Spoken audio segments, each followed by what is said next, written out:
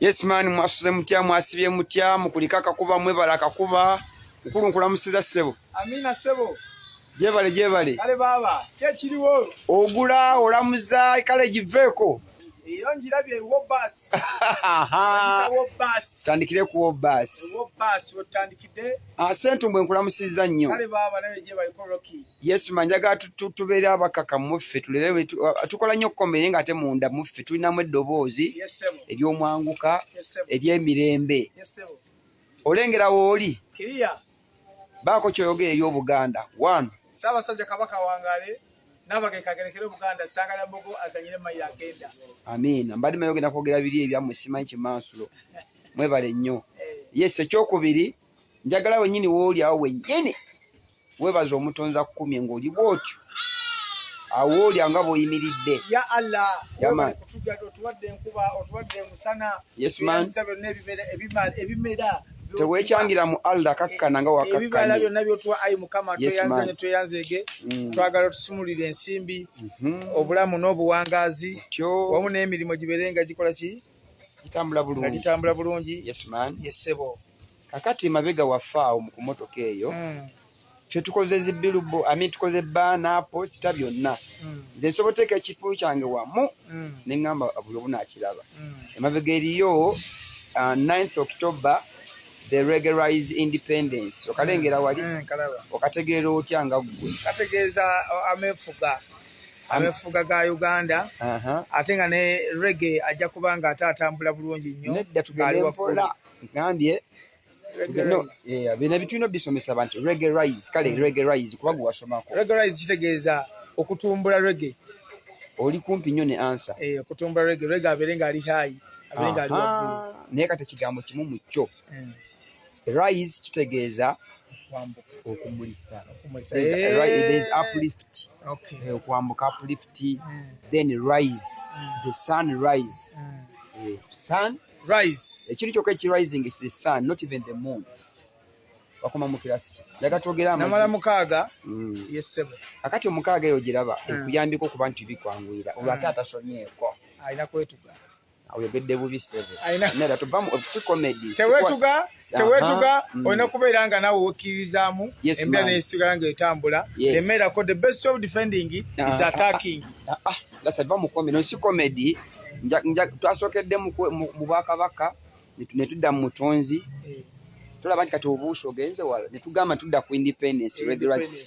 Woba wonsomesa nawe noyiga nange nenjiga buli omu nakola ki kyogamba abantu tebammanyi kakkanamu. Emmotoka eyo yiyo wali ovuzeeko eyasooka ali mmotoka ki eri Mark 2 yali Mark 2 wagigula sente mmeka? Milioni 3. Ene ya sente mmeka? Mukadde Mukama mwebaza olwekyo. Alhamdulillah. Kitegeeza bameka batakikola nze si yange wabula yiyo. Sentumbwe bw'oba nkulaba bwetu nga nkulabe wano nga nina ppiki mu 2025 ewa chairman bamuta Kayamba. Ewa Kayamba. Okirabye. So wano wendi gojja kwewuunya nnyo buli wamu nti nze ndi ku butaka, ndi ku kijja, ndi ku kiggwa, ndi ku nsozi ya. So reggae ye music abantu babuusa amaaso. Bakafiro bonna bayimba reggae, eri wamala bayimba reggae. Webale nnyo awo tukomaawo. So kitegeeza nti omwoyo gwonna ogwo gugenda kudda buli independence reggae rise.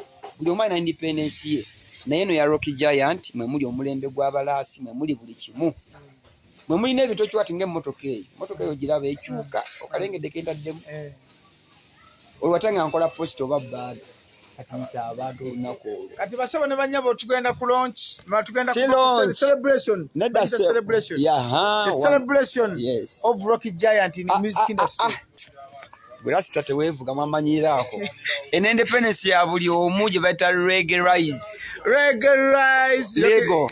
Kati kankoleko reggae java.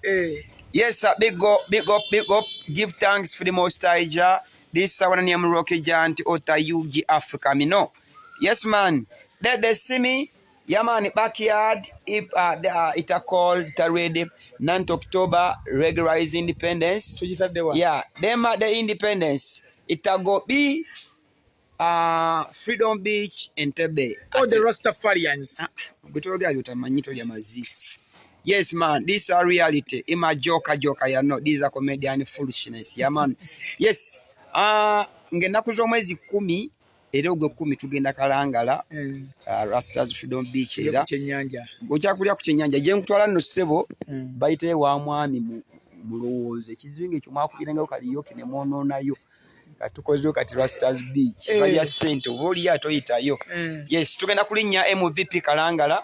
Ngenda kuzo mwezi 9 tugenda kubeera ku Freedom awe Entebbe. Yeah, ekyangwe nnyo Anderita umanye wa Rasta. Yes, man. Kakati betuvange nakuzomweza ate 10 tuke tugende mu bizinga esese Kalangala sese so independence nti buli mwaza agenda achanyuke newe onoboze na fati tugenda kula kuchenya ulo. Yes, man. Walipa them Africans, Europeans, walipa them universe in the musical message and call upon him. Poza abagala bino. Yes, a number ya simu. These are our hotlines. Zili ku WhatsApp. A number eno ya Rasta 0759 50070. Yeri mu management ya Regularize. Then a number dako yano ku Kibati bagita hotline yetu twala wano Jafanga hotline 074 222 1302. Mpozi neno timu manager nayo teka hiyo. It is 0701 0746 tukwasaganya ekintu kino Regularize na ki Regularize kye kitabo ekyokusatu. Yeah, kye kitabo ekiyimba nenga tekyogera. Kati ukifuna omuntu ayogera ajja kwogera ebitufu nga gwe bayita bakalasiti ngoma nenti yenze kyasinze okuba n'ennyimba nnyingi nga abantu bazimanyira baziyimba nenga ate sibayimbira. Kitegeeza jenzi gyennyimba eyo n'abantu omwoyo gikola ki tegubeera. Okitegedde so akutwala ekiro omusiima bukedde bwova toyombye